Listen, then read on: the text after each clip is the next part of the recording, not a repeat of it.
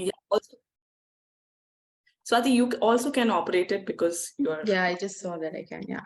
Yeah. Okay. Yeah. Welcome to today's talk of the Khidki Collective's Punjab Series.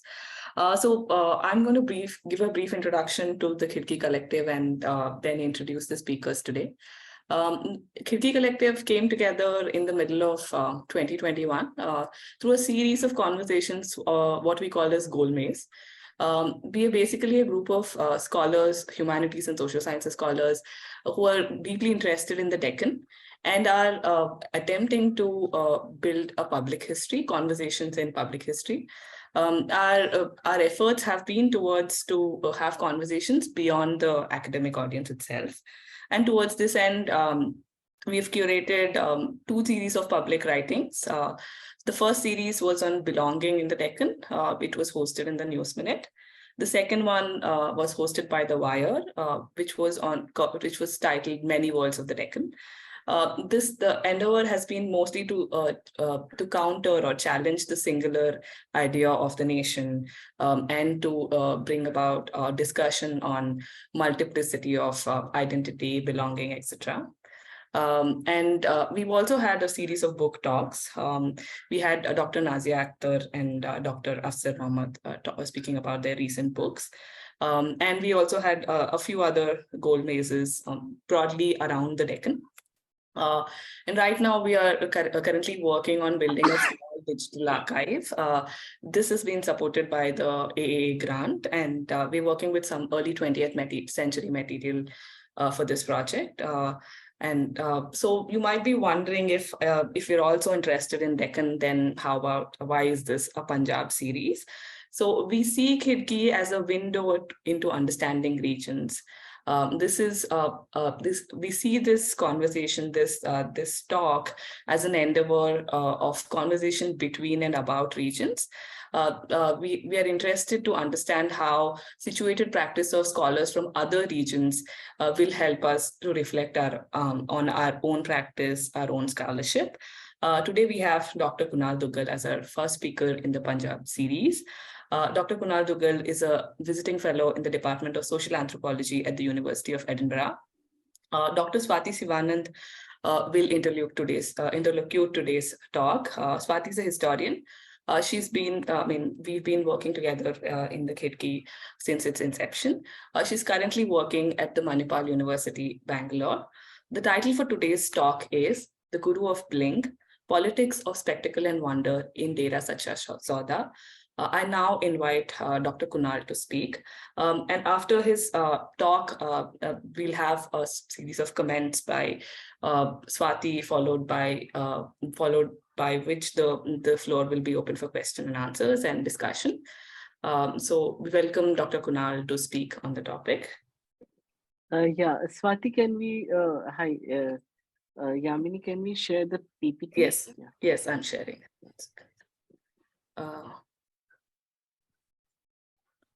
Is it visible? Yeah, it's visible. Yeah. Yeah, it's visible. Just tell me whenever I need to change the slide, I will change. Okay. Sure. Yeah. So, hello everyone. So, before I start my presentation, I just want to give a brief introduction of Dera Sacha Sauda and what the Dera means as a word term. And as you can see in this first slide, in which the logo of the Dera Sacha Sauda organization, which you can see it as a confluence of religions. And Sacha Sauda means like it's true business, and which basically also traces its origins from a story from Guru Nanak's Janam Sakhis. And and Dera as a term, like which is a spiritual encampment, also has its origins from the in the medieval times, and it also figures in the Sufi poetry of Baba Bulle Shah. There are also various locations in the so-called undivided Punjab, like Dera Baba Ghazi Khan, Dera Nanak, and several places which has this term Dera. And in my work also, I try to see the media controversies. This presentation is not about media controversy, but it is about the very media wing or the media politics of the Gurmeet Ram Rahim Singh Insan, and how in the through various controversies these deras also become so-called, if we employ the term of military, like camp, enemies camp. So for the established religions, these deras, which are followed mainly by the lower caste or a lower class or following, so becomes a kind of opponent for the mainstream religions. Uh, so can we switch to the second slide of the gurus from the Dera Sacha Sauda? So as you can see that it is a Dera founded in 1948, just after the partition, and it was also has its links with the Radha Swami religious organization. And as you can see from the left hand side, the first founder, uh, uh, Shah Mastana Balochistan, who was from Balochistan, and he then sets up this dera in Sirsa, which is located in Punjab-Haryana border and Punjab. And then the second guru comes is Shah Satnam, and then Gurmeet Ram Rahim Singh. And if you can see the iconography of all these three gurus, like very simple, like especially the previous two gurus, that is wearing a very simple kurta pajama, and the third guru, then like eventually, especially in the first 2 decades of the millennium, becomes so-called the guru of Bling, and that's what we are going to look into it. And I would like to request you to play the video of this. Yeah. Yes.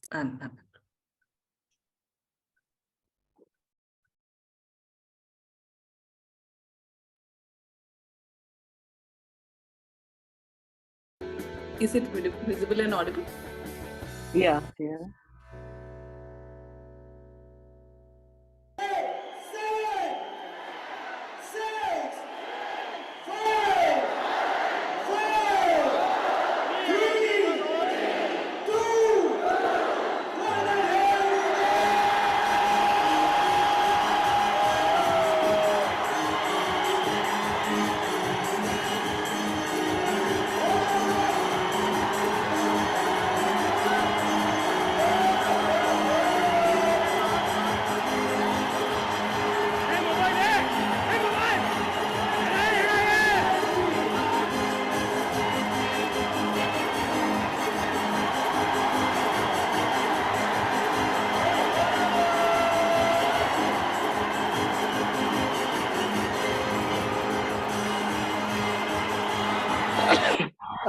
Yamini, you can pause the video. I think we can now switch to the PPT and the next Okay. slide. Yeah, Okay. yeah, Yes. yeah. So I just wanted to give an idea about this. Yeah. So on 25th January 2017, at the headquarters of Sirsa-based devotional order, Dera Sacha Sauda, for the occasion of birth anniversary celebration of its former second spiritual head, Shah Satnam Singh, the present guru, popularly known as Gurmeet Ram Rahim Singh Ji Insan, makes a spectacular grand entry with an army tank wearing black goggles and attire with gold embellishments and jewelry. The grand entry of tank with Dera Guru sitting atop, saluting devotee audience with flashes of colorful spotlights, highlighting him, giving dramatic effect to his overall theatrical presence, was received with thunderous applause from crowd dancing and cheering as background noise to this unexpected sight, with many recording the spectacular moment in their cameras and mobile phones. This echo, combined with high volume sounds of synthesizer and drum beats from the live orchestra, forming and adding more to the to an overall soundscape as the Guru descended from the tank, walked closer towards the cheering devotees, waved and saluted them, giving his close up darshan. This live performance, reminding the dramatic entry of a hero in Bollywood films, also resonated with pop stars like Michael Jackson's grand entries in his live concerts, both roles that the DSS Guru performs in actuality. Not only gives an overall melodramatic effect, but presents this entire spectacle as miracle. In this human technology interface, technology can, as Tulsi Srinivas says, I quote, technology can hold and render wonder. In other words, technology acts as materiality of wonder, close quote, to generate affect as transformative experiential moment to stir feelings of the numinous in form of awe, surprise, and surrender within the spectator devotee towards the divine. This spectacle gets accentuated with addition of announcer's voice on mic, almost giving a shout out to present audience as crowd responded and roared with approval by addressing the guru as rock star. Hind का नापाक को जवाब देने के लिए तैयार है शेरे Hind. You can shout, you can enjoy. Amazing, amazing.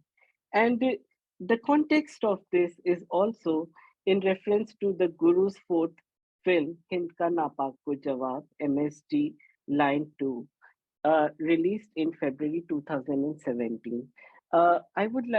Can you come to the eighth slide, which is a poster of Hind Ka Napak Ko Jawab? Yeah. So it stars him, the Guru, as the protagonist named Shere Hind, and the fictional plot of the film was based on real event known as Uri attack occurred in the side of Indian administered Jammu and Kashmir in September 2016, and allegedly by armed terrorists supported by Pakistan. To this attack, India retaliated with much debated and controversial surgical strikes across the LOC in Pakistani administered Kashmir. Hence, by subverting the Pakistan, the land of pure, by naming it Napak, unholy or unhallowed, in the total film, totally meant to show the neighboring country in a binary opposition of good versus evil. No wonder the above discussed occasion was also an event meant for launching the film's trailer. Therefore, the DSS Guru's entry with tank fits well in the overall schema. Also coinciding a day prior to Indian Republic Day, known for displaying nations' quote unquote unity in diversity and military might, as show of strength with marching armed regiments, display of tanks, missiles, fighter jets on 26th of January. The event and the film by the DSS Guru were in fact an attempt to merge devotion with patriotism, supporting the propagandist dominant rhetoric of hypernationalism in contemporary Indian politics. In other words, a strategic aligning with ongoing populist politics of majoritarian Hindu nationalism by present Indian government led by the right-wing political party BJP, and DSS clearly supported uh, the BJP in 2014 Lok Sabha and Assembly elections uh, uh, in Haryana and Delhi in 2015. Before the relations between the two got complicated after the Guru's arrest and imprisonment in 2017. However, prior to this, both the Sacha Sauda Guru and the BJP supported each other's mutual sustenance, which benefited the DSS in fulfilling its aims and aspirations, and vice versa, to become a larger entity that could be clearly seen from 2014 onwards with the release of Dera Guru's controversial film MSG, The Message of God, messenger, and of course the ideology represented in the following films such as Hind Ka Napaku Jawab. So, recounting a similar experience of the grand entry, uh, by encountering the spectacle of DSS Satsang, Jacob Copeman rightly said that the wonder in the form of spectacle plays a vital role in the Sacha Sauda's form of devotion, as he writes, I quote, borrowing from Tom Gunning, who coined cinema of attractions to refer to the dominance of special effects and technological wonders over narrative coherence in early cinematography, we can say that the Sacha Sauda birthed a quote unquote devotion of attractions.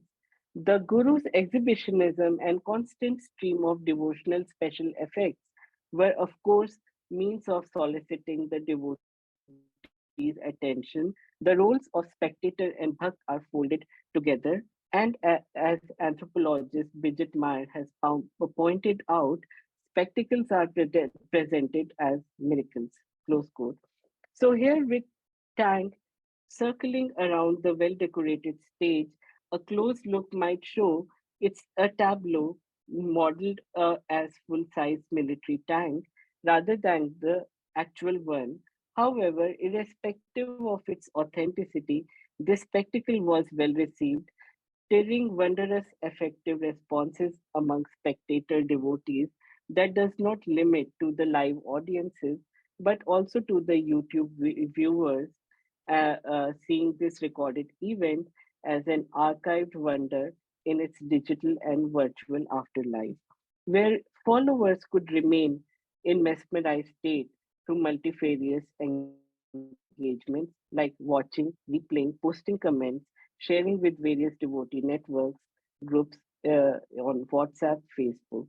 And as we can see through the comments of several people on the comment section who say that's a full scale model tank, grand people, grand works, grand entries. So, so one could say that the grand entry in the above described event and the role of techno divinity in it, far from being an exception, plays formative role in the most of Sacha Sauda's religious and cultural practices. More than a decade back, uh, like in 2004, Koopman notes, the theatricality of Ram Rahim's guruship was apparent. Hence, over a span of time, these entries had become much more grand and enthralling as regular defining feature as we could see in several uploaded videos. And if you come to the next slide of Hind Ka Napak, you can also see that we need to locate Gurmeet Ram Rahim's films with other Bollywood films such as Uri, starring mainstream Bollywood stars, and which were also released after the surgical strike. So, if you've seen that network of the hyper nationalist films which were released during that time, so you can see the Guru is very much in network, responding in the similar way as the Bollywood industry and its producer directors were making those kind of films. And you can see this with other films of the MSG Films franchise that these things are became really common. So hence so the DSS Guru's varied entries in all modified bikes, cars, tractors, and sometimes usage of mechanical cranes to create an impression of him descending from sky, like more like descending from heaven, or sometimes elevation from the underground to create a sense of reveal to awestruck and surprise spectator devotees in the overall schema of divine and melodramatic effect are always in which Dera Guru appear in public and are integrated from Bollywood films and live rock and pop concerts, both roles that Ram Rahim already performed. And if you can come to the sixth slide, just next to the tank one. So you can see that how the guru is like emerging from the ground, and that sort of effect it's trying to produce in the live concert. And so, in addition to that, these spectacular acts also resemble with various contemporary Hindu religious practices in the era of neoliberal India, such as a Garuda helicopter showering flowers over Ganesha temple in Bangalore's Malleshwaram locality, described in Tulsi Srinivas's detailed ethnographic work in the book The Cow in the Elevator. Historically, technology, media to be specific, have always been eminent in religion. Srinivas in her work shows the usage of modern technology in religious rituals for creation of wonder, strategically, or as she says, creatively deployed by Brahmin priests, has played a vital role in keeping the devotees mesmerized and in awe with the divine, as she called these practices as a creative ritual. In other words, the creation of wonder in everyday ritualistic practices through ritual creativity and improvisation becomes important in keeping the devotional economy and hopes intact towards the divine for mutual sustenance of both the temple going devotee and the deity enshrined inside the temples through the mediation of course, the Brahmin priest. So, therefore, in the context of DSS, one could see ritual as technique of the wondrous, crafted through the religio technological imaginaries, where through the deployment of modern technological effects and strategies in the Guru's grand entries as part of the ritual creativity has been a defining feature. And these creative strategies have played a vital role in the overall creation of the Dera Guru's charismatic persona that had not only grown over the years but also parallels with the Sacha Sauda's aspirations to expand its base across various regions. Before this expansionist project got deferred with CBI special court's verdict in 2017, resulting the imprisonment of the Dera Guru. On 25th August 2017, the special CBI court convicted Rahim for rape of two sadhvis in his Dera with imprisonment for 20 years. In addition to that, on 17th January 2019, he was also convicted for the murder of journalist Ramchandra Chhatrapati and sentenced to life imprisonment. And last year, he was again also convicted for another case. But at present, he is also out on parole, and many of the uh, media commentators have noted that it is in the context of the upcoming Haryana Assembly elections, and this is the second time he has been released from the jail on parole. He was released on furlough in when during the Punjab Assembly elections in uh, this year, in the early this year, and which one can see as one of the desperate attempts from the side of the BJP to gain some votes.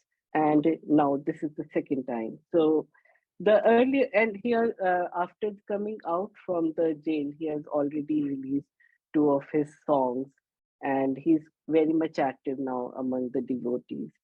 So the earlier conviction led to widespread protests in the form of vandalism and damage to public property from such as all the followers, which was countered by state with violent response, leaving almost more than 30 people killed and several injured.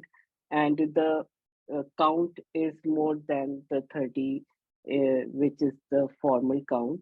This also raised several questions regarding future of the Sacha Sauda and its guru. In this uncertainty, where the physical presence in the form of a dera and most importantly the living presence of the guru remains absent, absent or on hold with or without assurance of any return to normality that now we know is pretty much maintained.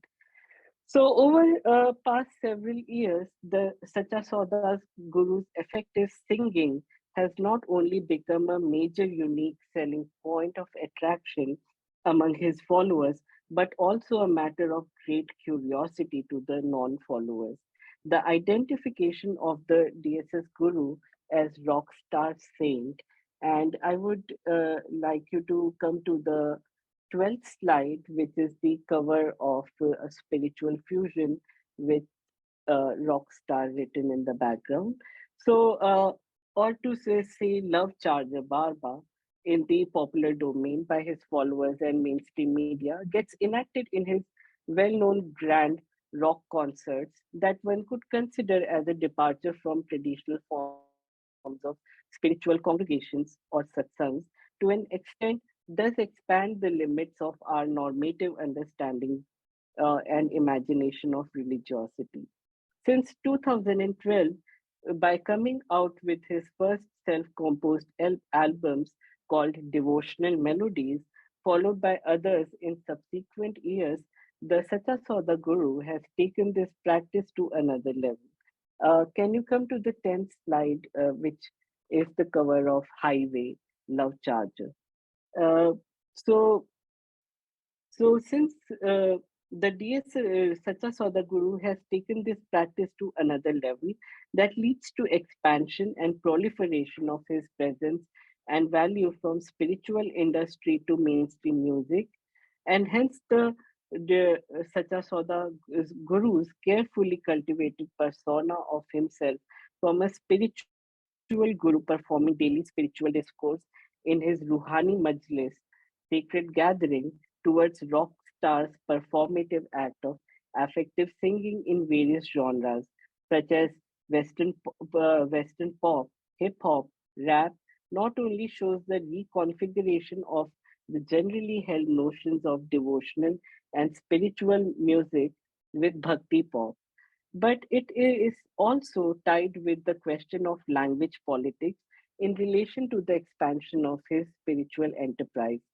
The Guru singing in languages like Hindi, Punjabi, Haryanvi, Rajasthani, and English, which includes a major North Indian states, in fact, constitute the major base of the Dera Sacha Sauda following, where Dera Guru's Rubaru concerts were performed as well, underlines this aspect of Guru's expandability. Hence, the performativity of this ritualistic practice in the form of rock concerts reached its hallmark in 2014 after performing 100 Rubaru night concerts.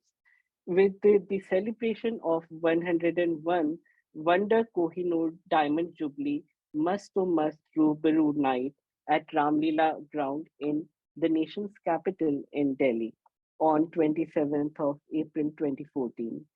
A lot is going in the concert titled named Rubaru Face to Face, foregrounding the directness in the live performance of this time and site specific event, which was also live telecasted. The unexpected side that these concerts performed within stadium like space becomes more surreal experience as a whole with revolving stages, fireworks, dazzling rotating spotlights, psychedelic projections on screen, creating strangeness between wonder and uncanny. The next slide of the Guru performing in live, which was also a screenshot from Love Charger music video. So, additionally to this, the performances of dancers and acrobats all the way from Africa to Indian reality television shows like Dance India Dance and India Got Talent, combined with sartorial avatars of the DSS Guru and his embodied performative acts, blurs the boundaries between devotion and entertainment by becoming a carnivalesque event altogether meant to experientially transport the devotee spectator in the state of trance amusement, bewilderment, joy, and ecstasy. In other words, the sight and sight of the concert relies on the idea to create astonishment or surprise, or as we say, ashcharya, as a stage is for the wonderment within which the new sacred spaces emerge. The gigantic backdrop for the stage for the Rubery Night concert was also decorated with usual symbols and figures popularly associated with the world of fantasy, cosmos, such as mountains, fairies, conches, swans, unicorns, golden stars, moons, and glittering water flowing out of the mountains, very much borrowed from the aesthetics of mass produced bazaar art and calendar art, representing non religious, secular scenic landscapes, indexing an aesthetic of freshness, fecundity, and plenitude as overall marker of auspiciousness where the guru becomes the central locus, the center stage in fulfillment of desired hopes for as auspiciousness and plenitude through enactment of spectacle as miracle. Also, the usage of material objects associated with shine, blingy, and dazzling in their outlook in creation of divine radiance to invoke a sight of wonder also imitates the cosmic world as they imitates the sky dazzling like the golden sun, like Suren Pole, and the diamond like stars, a cosmological metaphor overflowing with wonderment and beauty. As in Vedic alchemy, gold is illuminating and cosmic, it radiates divine energy and power, as Tulsi Srinivas notes. So, therefore, this aesthetics of Bling, embodied in the DSS Guru and his spectacular concerts, not only meant to create wonder, but also desire for fulfillment of hopes in the eyes of the followers by becoming a desirable figure, an aspirational figure who, in return, would also fulfill aspirations to his followers. Hence, through staging performativities of such spectacular feats enacted as magic of wonderment in and by the Guru's concerts, in becoming face to face with his spectator devotees, are ways to ritual creativity in the formation of experimental religiosity of Sacha Sauda to recreate intimacy and bond. Now, I would also like to show you a slide, the seventh slide, where you can see the certificate of Sacha Sauda, that Guinness Book of World Records for the largest blood donation camp, and the Guinness Book of World Records for the largest tree plantation drive. So you can see spectacle has always been part of the Sacha Sauda's way to expand, to make its mark in the national level or in the global level, and through which was happening already in 2010 and 2011. And the blood donation camps of Sacha Sauda like have created and broke its own records through bringing the devotees for the service of blood donation. So we can that from blood donation camps to the rock concerts, there is a mutual, gradual progression that is taking place. Now, I would like to focus especially on the camera and intermediality, that the Sacha Sauda's politics and aesthetics and staging of wonder literally rests in its desired dissemination and consumption of images in varied reconfigured forms. In this context, one needs to foreground the imminent presence of camera, especially with regard to Ram Rahim's intermediality and reconfiguration of his performativity. Across mediums at various levels, in lubricating the Dera, Guru, and devotee networks, firstly, the presence of camera crew in all his concerts belonging to the Dera Sacha Sauda's media wing is a common sight in his satsangs or concerts to say, as one could see film cameras hovering above the stage and devotee audience, where crew members with camera crane, jib, tripod stands, and video dollies could be seen recording the entire event that would simultaneously live telecasted on other channels. For instance, his concert in 2014 was live telecasted by 6 television channels like ETC Punjabi, Z Jagran, Sadhana, For Real News, Sanskar, and Sarvadharm Sangam. Secondly, after filming these live concerts, they will be edited with graphic and special effects, which could be seen in these Sacha Sauda's music videos, such as Love Charger song released in 2014 by leading music video channel named Vivo.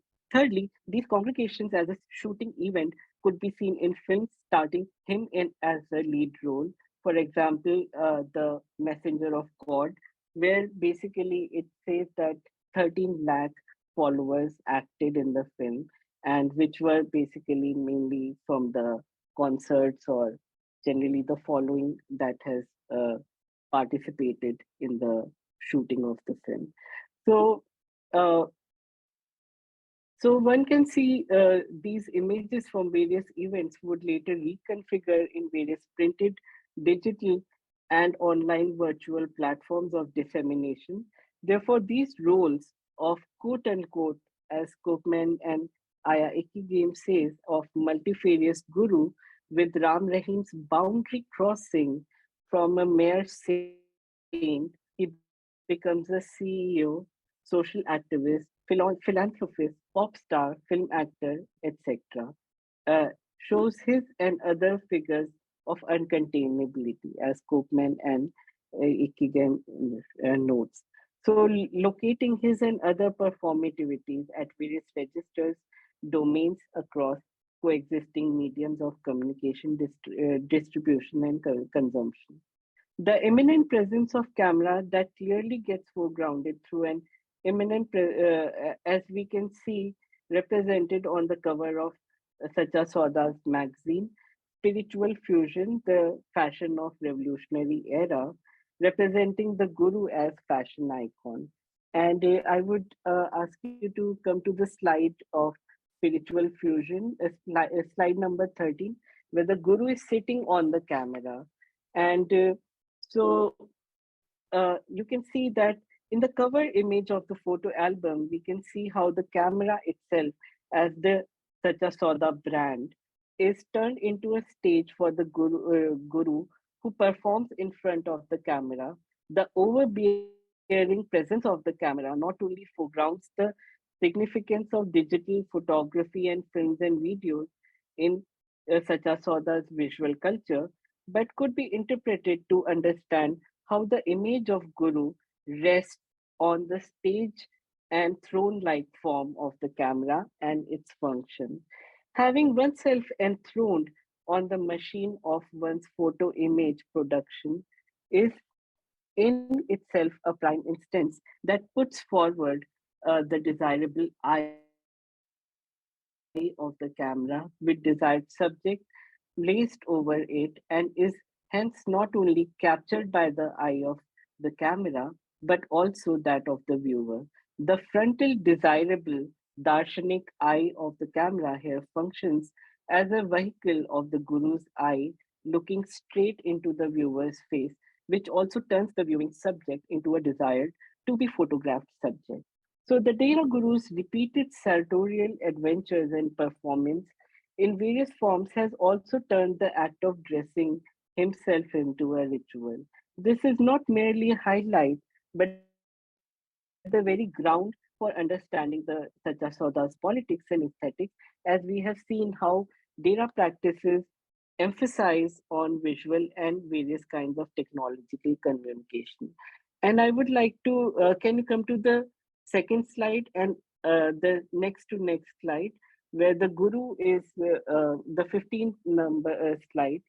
So in 2007, Ram Rahim would for an attire which was similar to the calendar representation of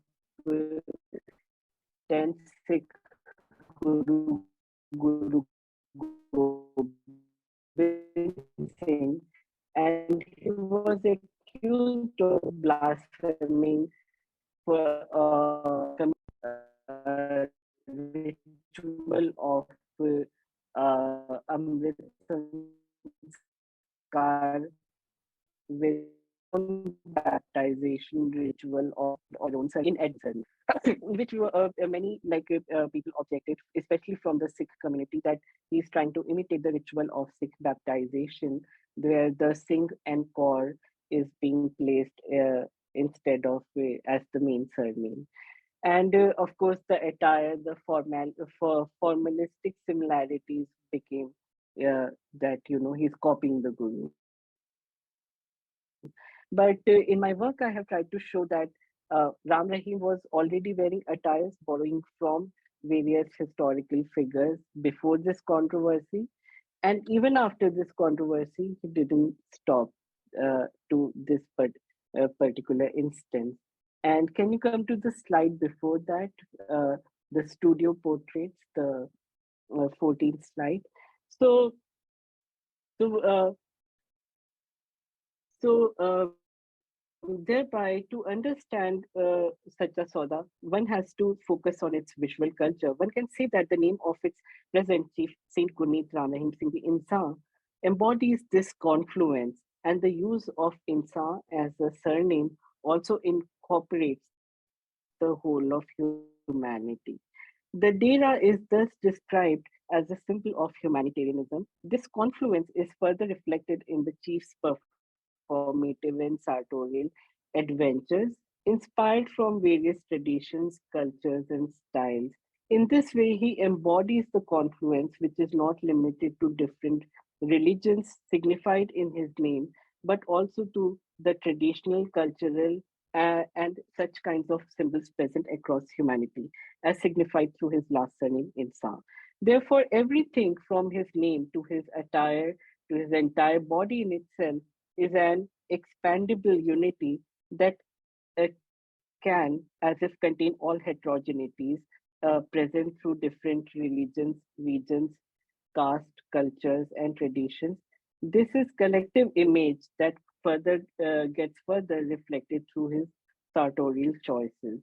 In a way, on one hand, it is a conscious attempt whereby the self-image in question is an image of presentation to the other, thus a type of representation, as Madhav Prasad notes, which is also a continuous process of iconization.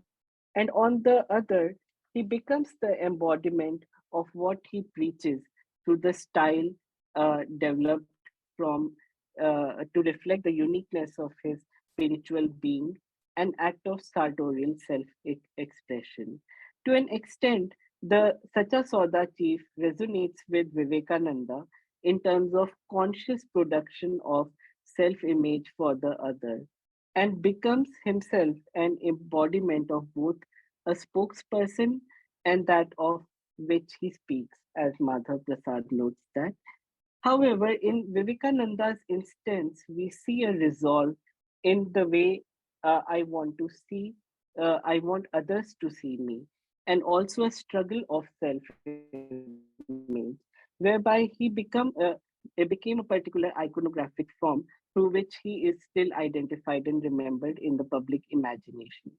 As we also have seen with other iconic personalities who gets identified through their sartorial self-image, whereas in Dera Guru's context, it is an act of experimentation, the desire to expand, to include, to modify styles of attire from every cultural traditions that gets foregrounded.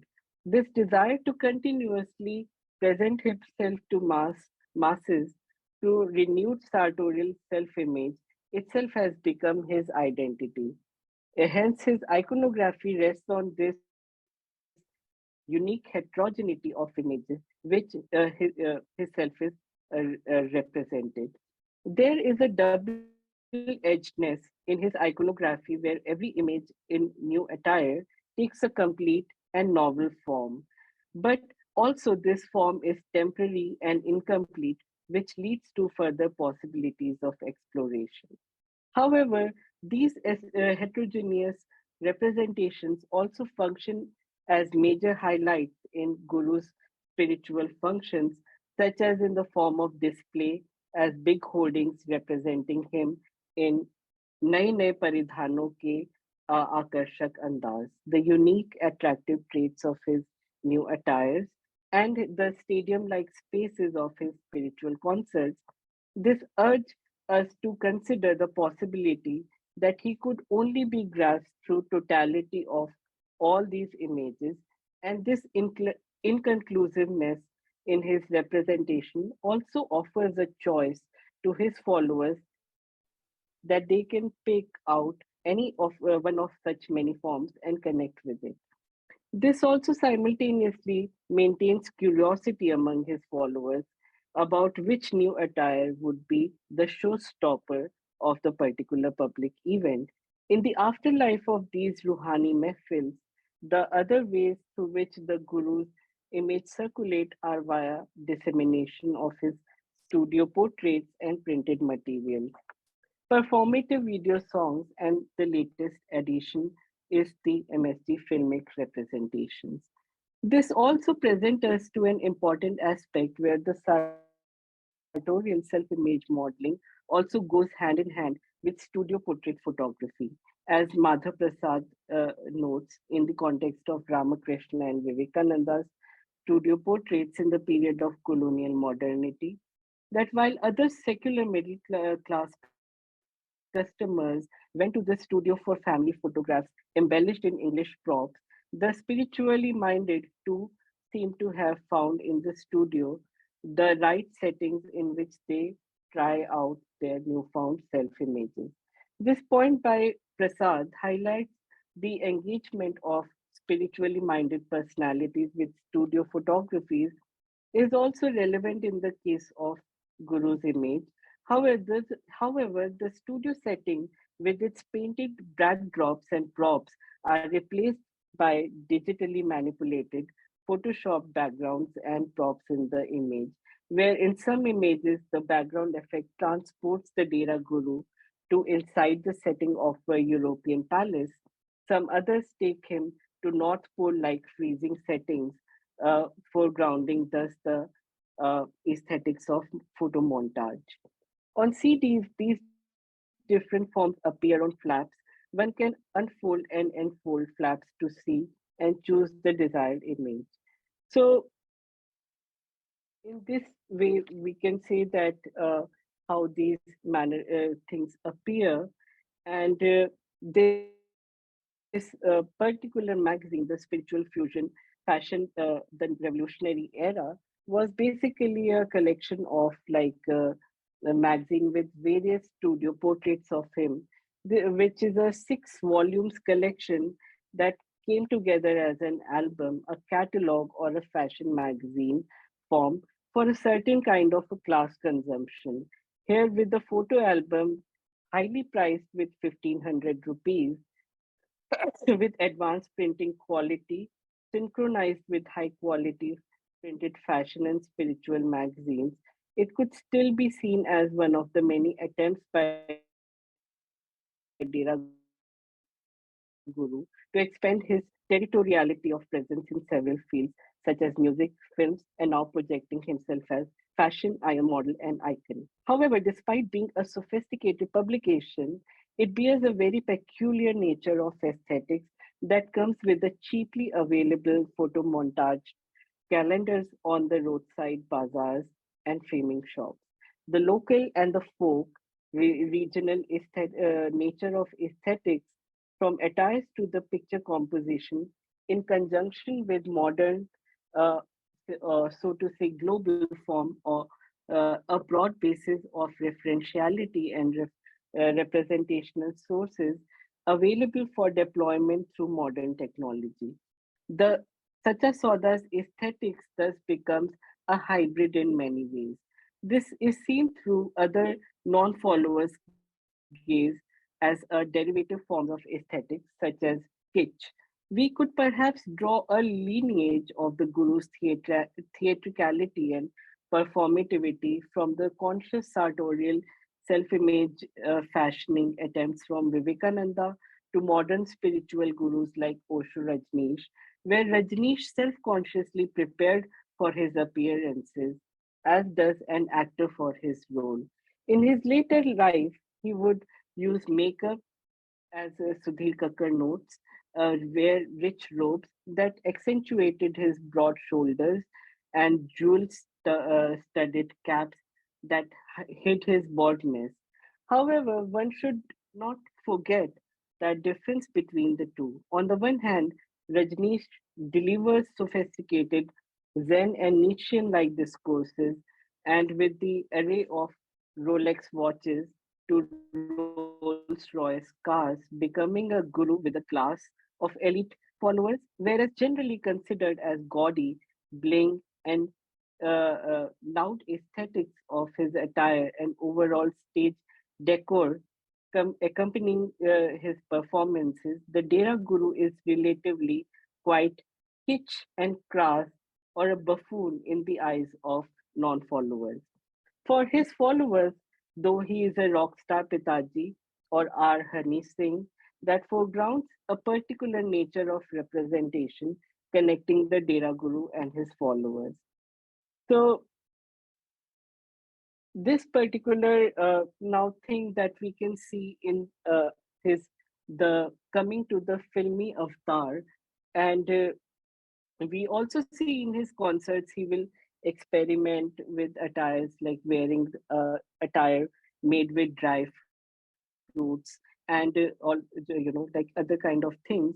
But this peculiarity forms the character of Dera Chief's aesthetics and iconography, which can be analyzed through certain tropes and categories, where he projects himself as the Lion King, superhuman, and prophet, avatar, or Farishta like figure. And if you can come to the next slide, which is the MSG film poster, the 16th slide. So you can see the MSG's film poster that the Dera Guru is aware about the association with other religions that the viewer would make. Hence, he articulates the difference, which on the MSG poster is almost written like a mantra. And कोई कहता है फरिश्ता, कोई हमें संत कहता है, कोई कहता है गुरु, कोई कहता है भगवान, पर हम तो है इंसान. So, articulating a host of ambiguities around associations and references to devotional figures from Sant Mat, Sikh gurus, or any other guru by placing himself as Insan is also an attempt to exist in the same range of devotional spiritual figures. But simultaneously, the difference is also articulated by projecting oneself as Insan avatar. One can say that in the sequence of floated avatar, that Insan itself gets formed as an avatar, and thus we can see how these representational strategies simultaneously form similitude with other religiosities on one end and maintain difference in the identity on the other.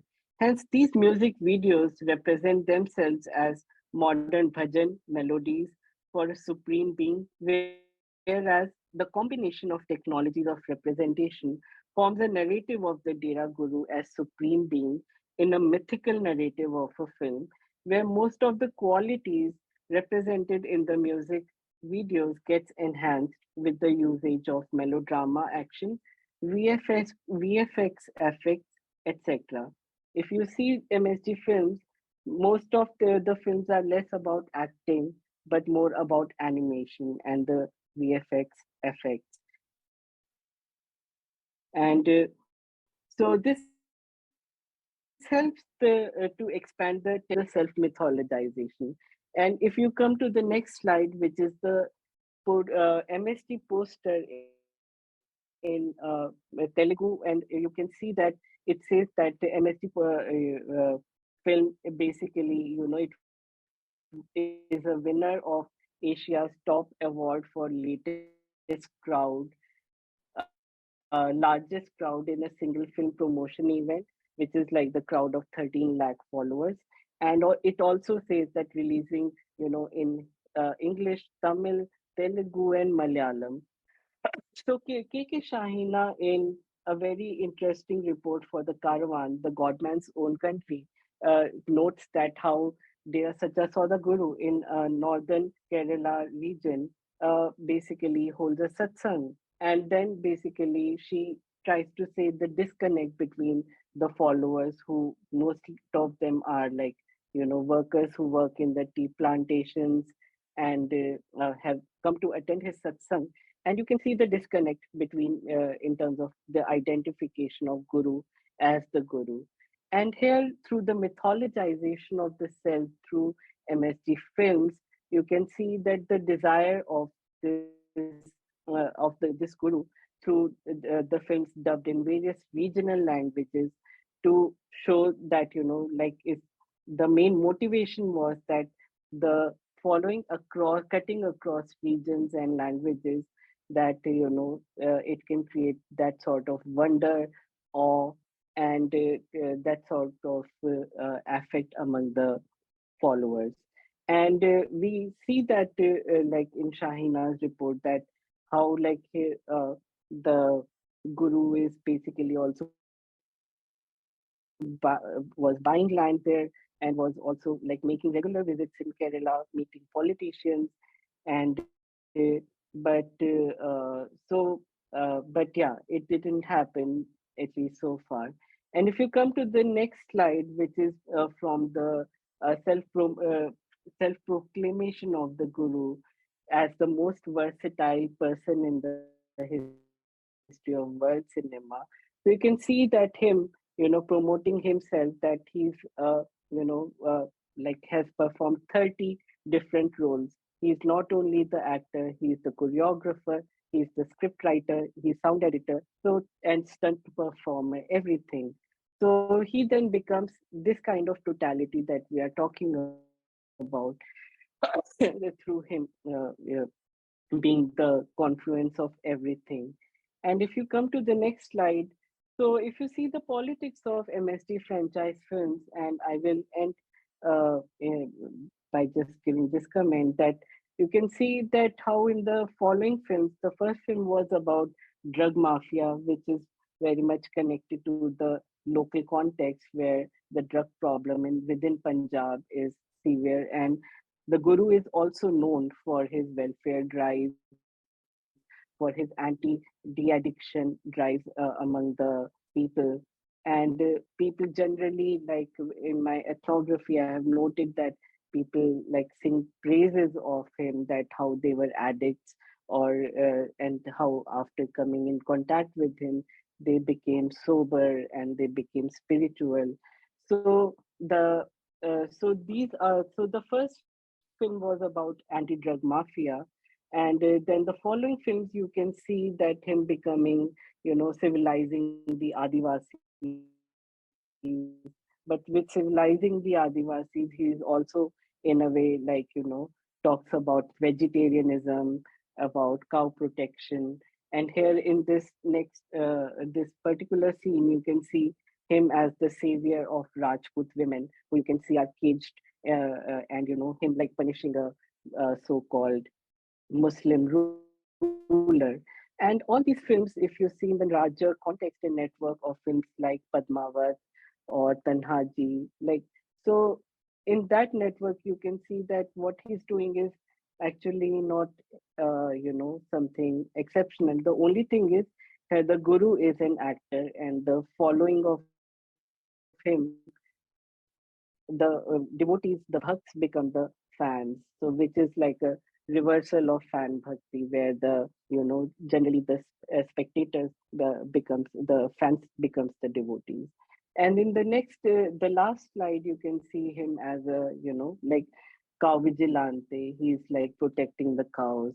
And in Hind Ka Napak Ko Jawab, the very first, like the film that I started with, you can see him justifying the demonetization, and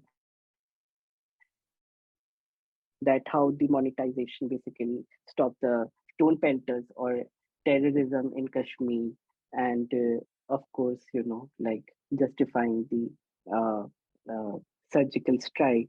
So, in the context of again, stars like Akshay Kumar, and you can see that they are doing the same those kind of films. The last film was about Jattu Engineer, which was totally about sanitization and the solving the problem of open defecation in the village, which was again you can see Akshay Kumar doing Padman, those kind of films, and of course connected to the project of Modi's Swachh Bharat and everything. So there is this thing that Bhavya Dore in has a message, then Akshay Kumar is the messenger. So we can relate to that with here also if the Guru is not just messenger of God, but he's messenger of Modi. So I will stop here and maybe we can cover other aspects in the discussion.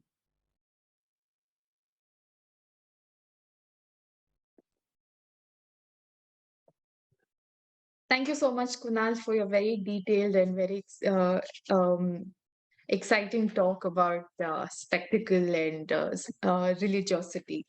There are many thoughts I have, and I just so I'm just going to try to contain it to a few questions.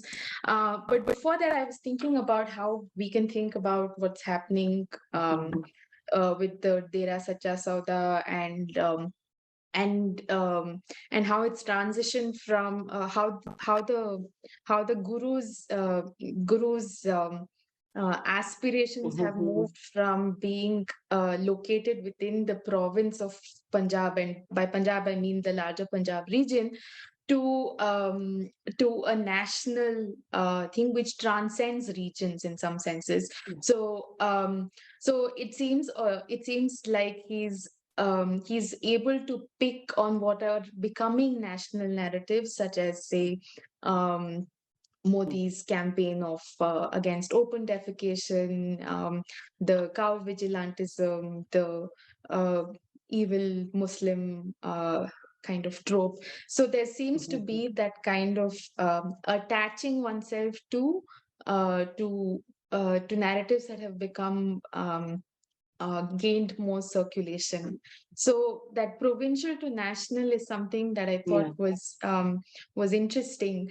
But also, what seems to be intriguing is how he's able to kind of attach his religiosity to these welfare kind of narratives. And so I mean, so that was one aspect that I thought was quite useful for us to think about how he's transcending regions. But I just want to kind of draw you back to sort of larger context. Now, the Dera Sacha Sauda, from what I understand, operates in the larger Punjab region and not really in the not what we know as the Punjab state, the administrative Punjab, right? So it's the Punjab as Punjab, Haryana, Rajasthan, Delhi, and perhaps areas in Pakistan as well. So if that's the broader region that he started off, that the DSS started off with in some senses, um, uh, what is the context within which the DSS arises, and is there an evolution in his style, right? So he's obviously been able to kind of really creatively use the media explosion of from the 90s onwards. So how does one understand this locating the DSS etc within this larger Punjab region, and also how he's able to really deploy these this media technologies and tools in such an effective fashion? If that's something that you can pick up on, and then I'll just get to other questions I had. Yeah. So one thing is that, yeah, it is within Punjab also. Dera Sacha Sauda is mostly like dominant in Punjab, in the Malwa region of Punjab, and because he was like uh, basically considered that with his following, he can overturn or change, he can influence the election results in the Malwa region.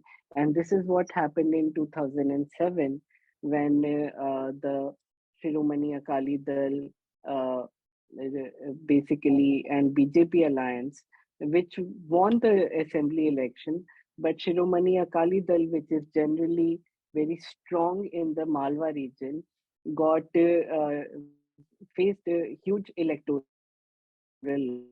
loss, and it was basically said that because the Guru supported the Congress, and that impacted the outcome of the assembly election results. And so, but most of the scholarships looks at the Dera Sacha Sauda only in the context of the election, that how whenever the elections comes the deras become very influential and all that. But if you see the larger welfare work that they do, whether it is Dera Sacha Sauda or Dera Sachkhand Bala in Duaba region, or the everyday practices or the media, basically like media representations, or like through their media wings and everything. So there is much more to that, and the everyday engagements, to makes them greater force to in the region, in the regional context, whether it is Haryana or Punjab. Now, if you see the media forms, generally the usual stories from 1990s liberalization only, with the coming of the private television channels, with the coming of the globalization, we see these kind of changes in the context of religion and or new religious movements.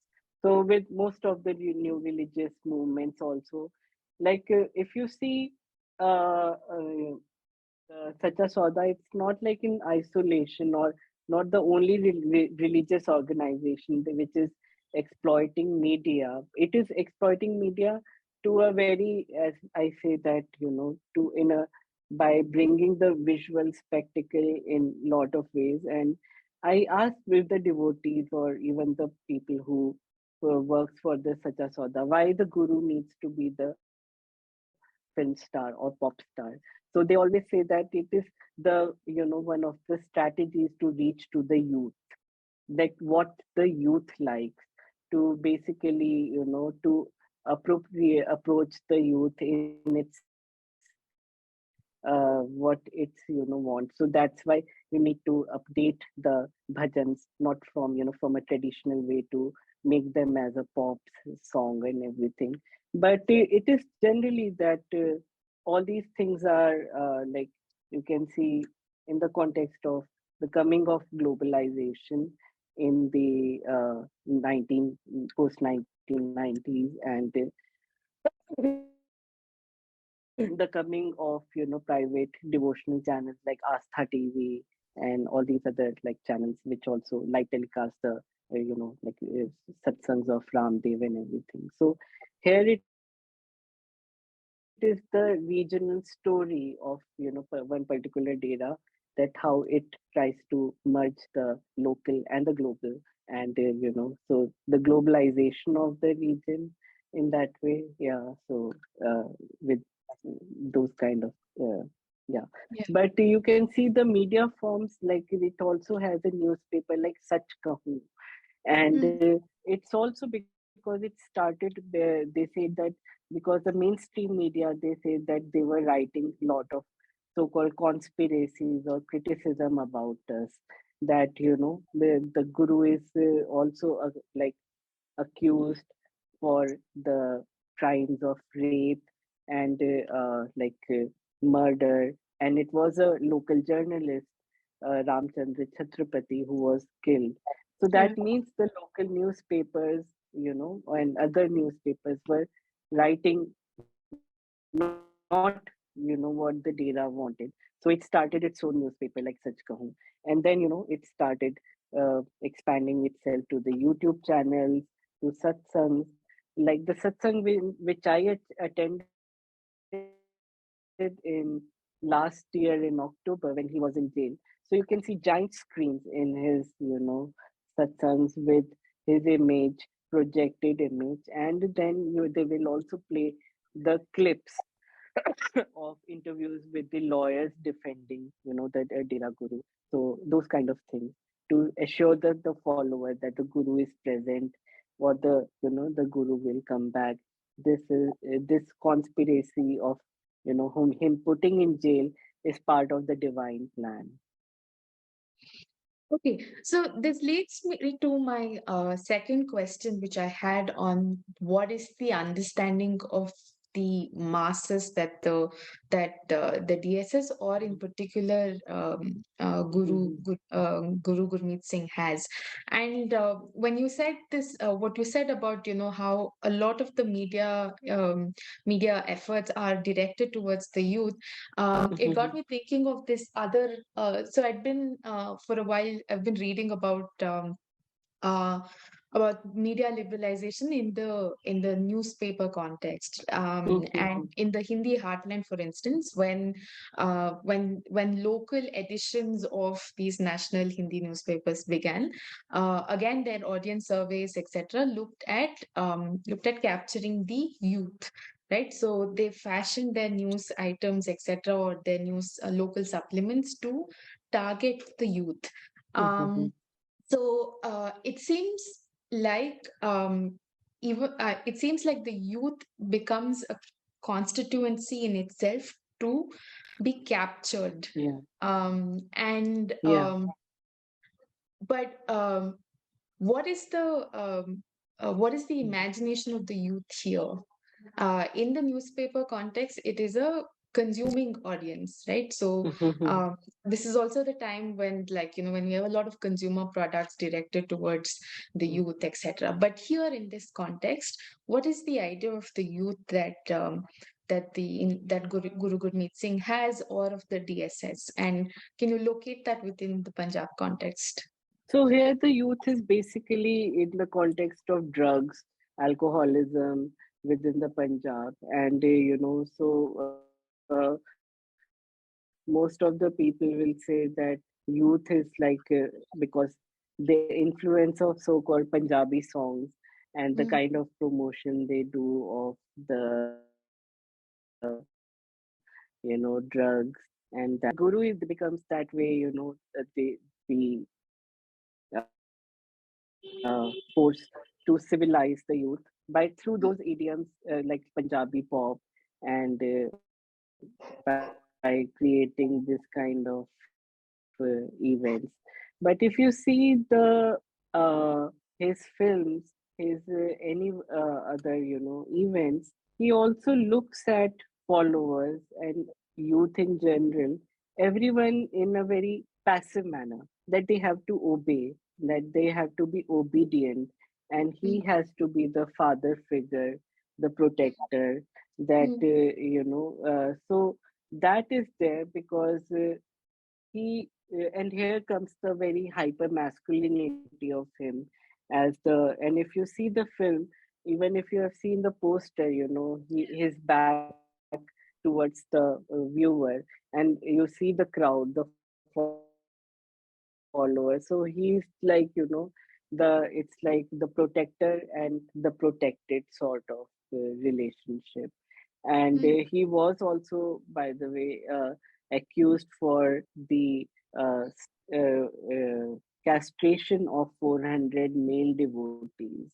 And so, where, one of the main close devotees basically came to the media, said that he has castrated me and it was in the name of service and everything.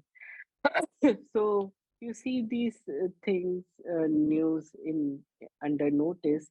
So his imagination of youth is one, that mm, it needs to be protected from the so-called drugs, alcoholism, and this kind of bad influence of modernity, but also to approach create but also to reach through the message of the globalization through its cultural forms, but also to appropriate them and include them, and to think of them as passive or devotees or something like that. But this reading also denies the agency of the followers, Mm, mm, that so and that is very much in the local, is located in the local politics of the village or of the region, that like for a Dalit youth it is very different, because like for them it is also about getting a job and getting the very charismatic presence of the guru, like they will take his name. But for others it is also about infrastructure. Many of them studied it in schools, colleges, or availed some kind of a yeah. medical facilities from it. So it's not like always a very transactional relationship that you provide us resources. And a lot of Mm, people also say that, yeah, there was some kind of a charisma, and when they came in contact they were like speechless, they started crying. And or a friend of mine who is basically, he credits that he got the job because he came in contact with him, and the moment he got the job he took his name. So okay. Yeah. uh, This reminds me of so, how in the Karnataka context, we have the mathas. Each caste has a matha, and the mathas have these large infrastructures for its caste adherents, and and it performs the role of a state in some senses, mhm, providing employment and marital alliances, and it's a state in itself. So mhm, so it seemed it's somewhat analogous to what you're saying with the deras, mm, but I'm also wondering, like, what does it mean for us to look at regions? So, for instance, if I have to step back and look at what Kitki's been doing in terms of the Deccan, one of the things that we've come up against is what really is the Deccan, right? Because the Deccan's not really doesn't exist mhm, in, at least in scholarly imagination, in the modern period. um and because most of like modern historical works are so limited by the archives, and so it will look only at territories defined by administrative regions. So while the Deccan has a rich presence in the ancient and the medieval period, um in most, like, say, modern scholarship, it kind of recedes in imagination. But from your work, it offers us the possibility of looking at the Deccan not through the prism of how administrations and states have defined it. So if one looks at the Dera Sacha Sauda, or um, these new religious and political formations of this, we're able to see the region in the way that people and networks kind of inhabit it, but also region as a space for like aspirations, right? So the Dera Sacha Sauda is speaking to a lot of different kinds of aspirations, particularly of Dalit mhm, youth. So I think it also offers us a way to think about the region um, through movements and these kinds of religious political formation that transcends these kind of administrative boundaries. But mhm. so that was a thought that I had. But Can I add to this? yeah, Yeah, yeah, yeah, yeah, please, oh, please. okay. Yeah. So when you were saying about the mathas, so Mm, one thing is that lots of people say that these deras, like they are acres of land. So yeah. they are also people, commentators from media and academics call them as mini empires or fiefdoms. And Mm, yeah, mm, so it is also a lot. It's not only spirit, devotion, but a lot of land, goes on cultivation, and if followers work on fields as part of, the service. mm, And or for so it's like working in the fields of the Dera is like a service, seva. Mm.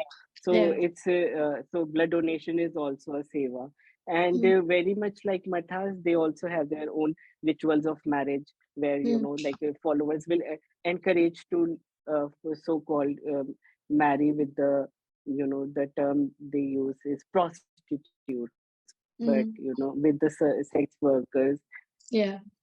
that they have so-called reformed and brought in the and but their material side, they are very much she art of living site and side and those things it tries to.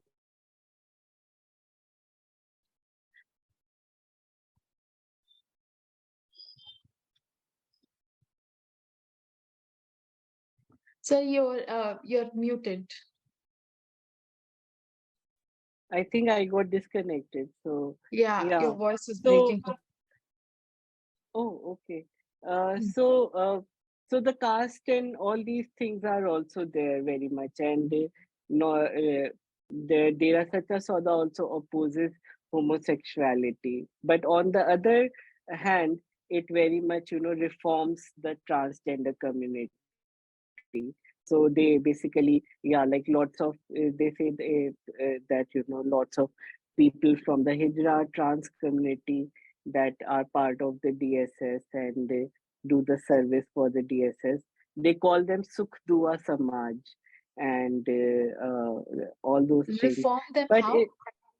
reform them in the sense like they become part of the DSS, like and also I think probably not do the sex work and everything. But when the Nalsa judgment came, Mm. so in the Mm. first Dera Sacha Sauda film, MSD, you can see a scene with the trans community and the Dera Guru and the trans community crediting the Guru that because of your blessings, we got recognition from the state and all those things. But in the regional politics, one important thing that one needs to say about the Deras, that why they are such an important religious and political force is because one, Punjab as a region is dominated by the Sikh religious as a majority. So Hindus are the minority. So and most of the political, religious, and even the cultural field is dominated by from the Jat caste. So Mm. Jat land owning caste, which is mainly the main representative. And though the guru also comes from the Jat caste, but Mm. because this Dera was started as a intercaste, inter-religious kind of Dera, and Deras have always been mostly been like that. It has that so-called syncretic aspect to it. So Yeah. it retained that, but you can see with this particular guru over the time period, it has become very Hindu dominated, or as through MSV films, you can say that though it is very much following the line of Hindu majoritarianism, but in the within the regional context, you can see a lot of Sikh Dalit followers also from the Malwa region are followers of him, but also Mm. Mm. like from other castes from Haryana. Like there are a lot of followers from Jat background from Haryana and also from Punjab, like who follow him. So and whenever you ask the question of caste, because you are the Dalit followers through various ways, so you can, that okay, that's their background. But otherwise, if you don't know any followers beforehand, so it's very if you will ask about the caste question, they will always say we don't believe in caste. We, you know, everyone is welcome here and this and that. So Everyone is and Insan. Punjab as a state, as a, yeah, and Punjab as a state has the largest following of Dalits. Mm, That is also an interesting aspect. So yeah. definitely the non-Sikh deras, which those deras which are Mm, not under the affiliated to SGPC, those are HPC. non-Sikh. Yeah, so they become, a threat to like SGPC, but also like the political parties like Akali Dal and Mm, others, that these deras are committing blasphemy. So that is why in 2007, when he wore this attire, so it became a controversy. The yeah. MSD films were banned in Punjab, so they are Oh, not released in Punjab. So to watch the MSD films, followers were taken to Haryana, taken to Gurgaon, filled in okay. buses. Yeah. Okay. So yeah. Okay. Thank you, Kunal. I will open up the floor to questions from others. Um, I mean, I have few more questions, but I want to open up the floor to others. Questions, folks?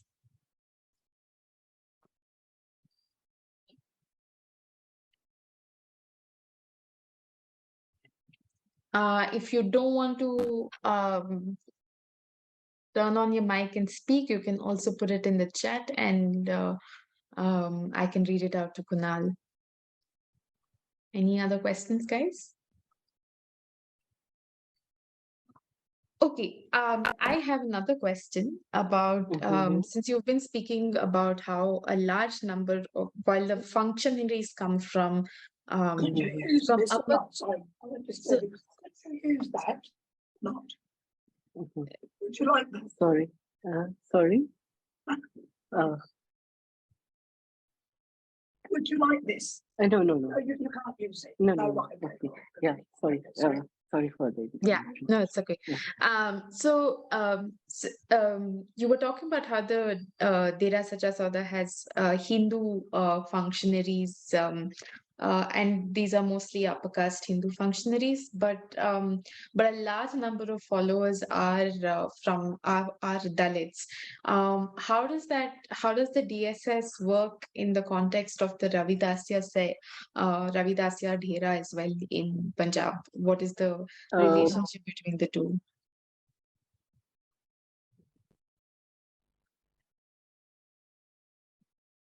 Kunal?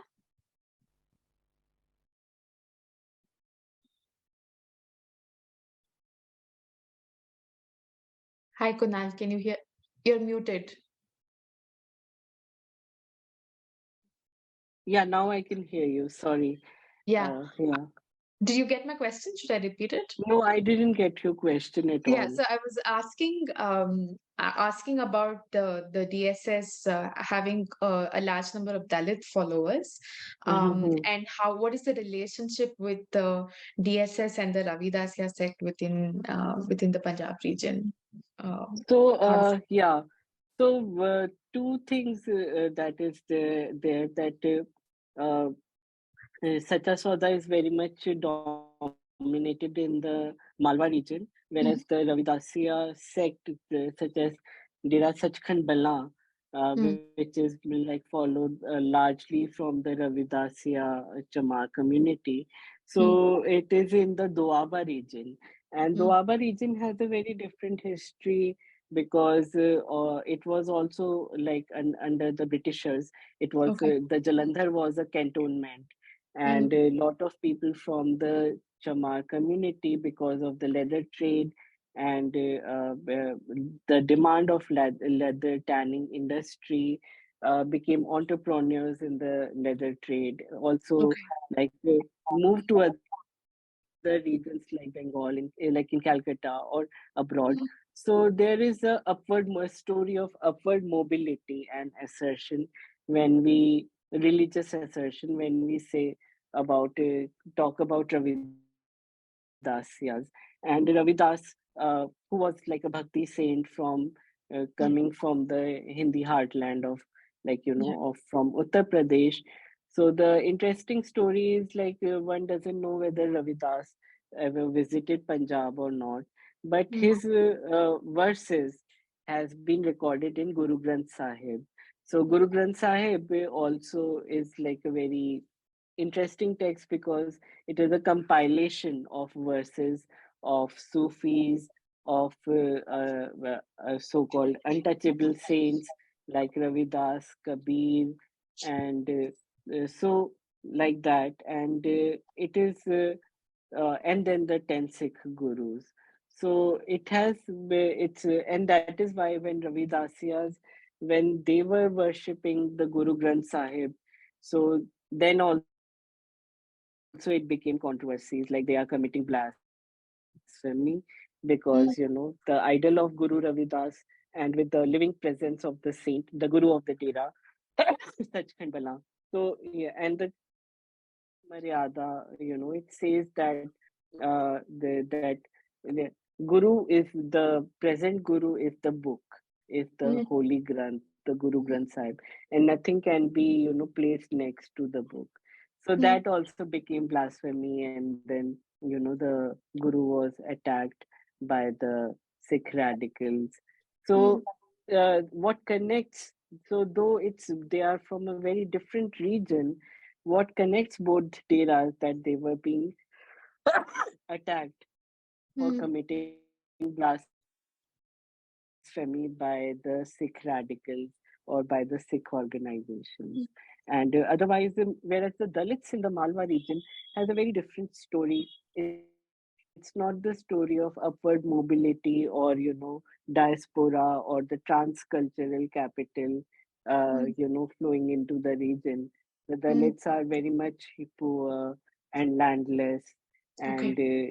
like not upwardly mobile. It is Mm, also sometimes, you can see majority of them are from Mazhabi or Ramdasi community, which is mm, like mm. the Chura community and others, Mm. Dalit subcaste within Okay. the Dalit category. So Mm, that is becomes the important aspect, and so their Malwa region generally is considered as also very dominated by the Jats, and but yeah, so but there we don't see the assertion of of Ravidasyas, or mm, the Ravidasya songs or Chamar pop that we hear in the Doaba region. It mm, is not very much there in the Malwa region, and that mm, is why like generally the studies have said that that's why Dalits in the Malwa region are followers of Dera Sacha Sauda. But of course, through my work, I try to see the cultural politics, and mm, it's not like there are no options available, but what are the various reasons, cultural factors? One is the very physical presence of the Guru, the charismatic appeal of the Guru, yeah. and also the welfare politics attached Mm, to it, mm, and media politics attached to it. mm, So those kind of welfare measures done by the DERA, which state doesn't do. So all those things mm. become the factors through which you can say that Dera Sacha Sauda is, you know, like popular among Dalits in the Malwa region. But Okay. yeah, So, but yeah, So yeah, say. it brings me to my final question on if you can tell us a little bit about the larger context of your work. This is, I'm assuming, one part of your larger work. It'd be great to know what your field work had been like, and um, what are the questions you're exploring, and if there's something that you can tell us about the Dalits from the Malwa region, and why this kind of media spectacles work for them. So basically, coming from the background of art history and cultural studies, when I was looking at these controversies where the image of the guru became a problem, that he was uh, accused for committing blasphemy by copying the calendar image. So those were the main clues that, the object, the image, the Yeah. ritual is very much part of the controversy. And so far, people are not talking about that. People are generally looking at the caste question also through the from a very sociological or political science or development studies approach.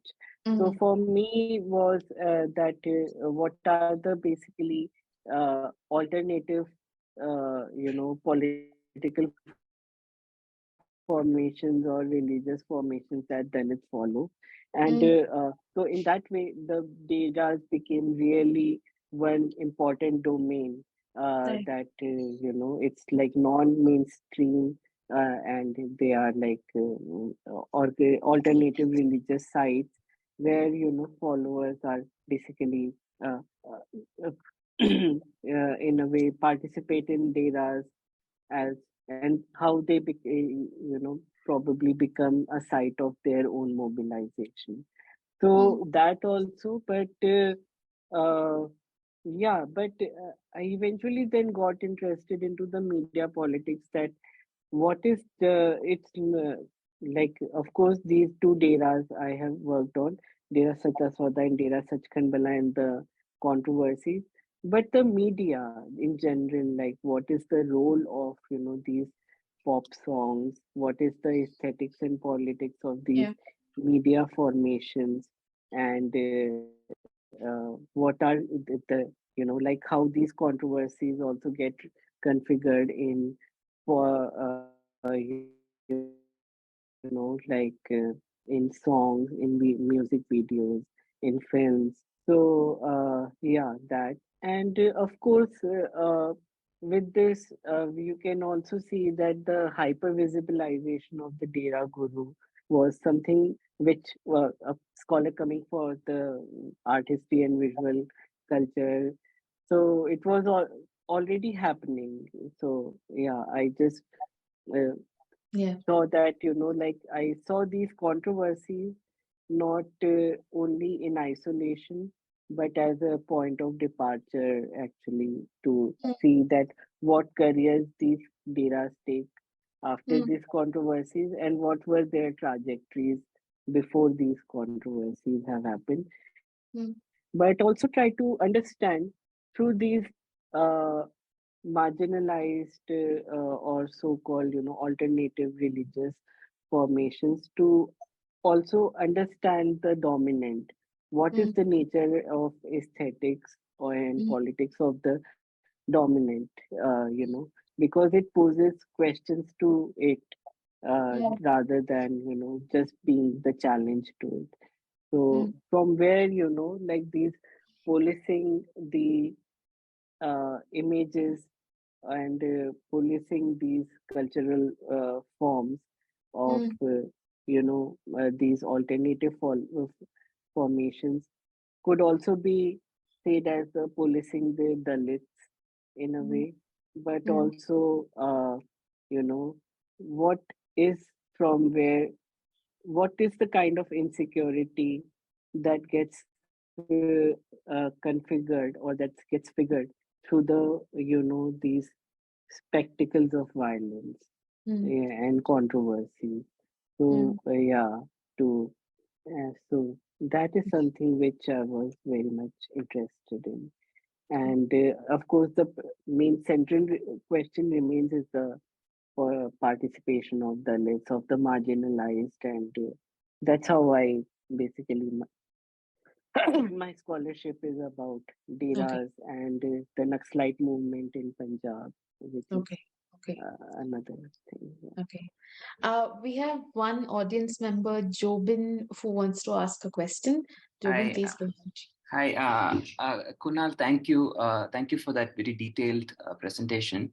I just wanted to ask you because you had mentioned something about this Gurmeet Singh Rahim coming to Kerala and Yeah. meeting workers in northern part of Kerala. I was not aware of that, and you also mentioned Shahina's KK Shahina's report on that. Yeah. So I was curious about the goal, what might have been their motive in coming to Kerala, because the aesthetics seems different, the political orientation seems different. Yeah. So do you have some thoughts on that, Sandri? Yeah. So, I think it was, let me, yeah.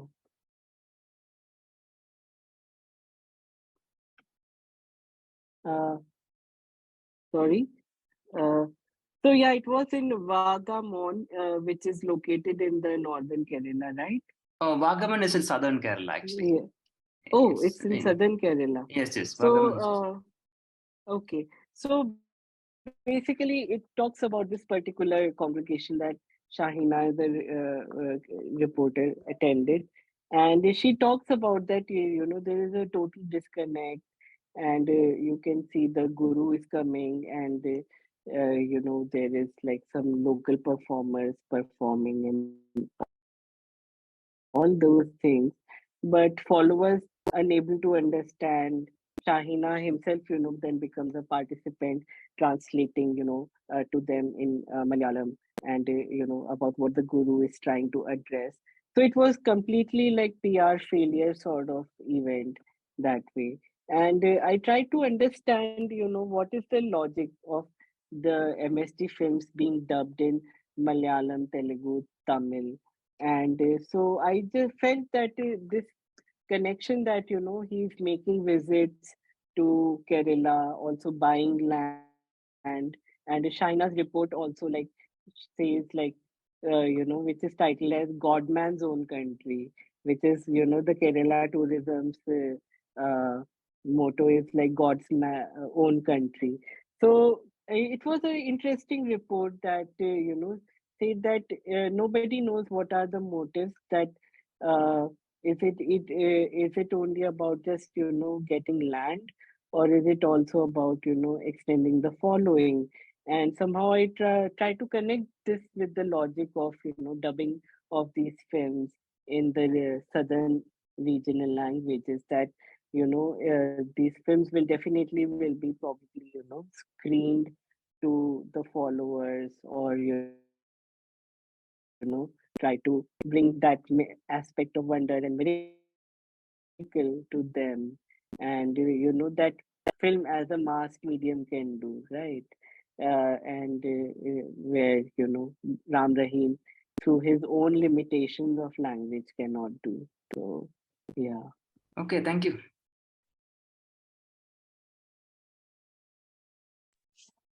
Okay, we've been online for about an hour and 45 minutes now. Thank you so much, Kunal, for taking the time out and presenting your work to us. It has been such a great pleasure to listen to you and for you to patiently answer our questions. It's been a very fruitful exercise for us. So thank you very much for this. And it's a great start to our planned Punjab series. So we've understood a lot about Punjab and popular politics, so to speak. So thank you, Kunal. Um, Also, to the rest of you who are here, we have a series of other planned talks as well on the Punjab series. But if you have any comments that you'd like to that you'd like to share with us, please write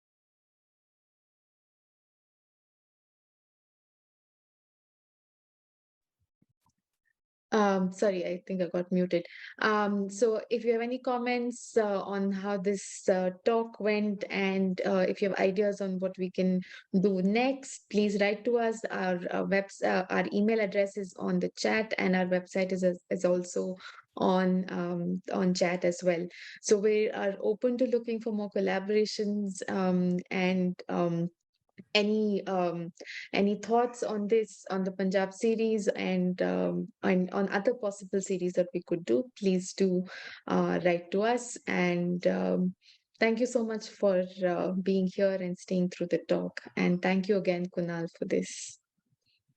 Can I quickly get a Thank you so much. screenshot of of course. everyone opening their cameras? You're going to force Yamini, everyone to open Jobin, Ayub, Manishri, please. Hi, Ria. It's been so long.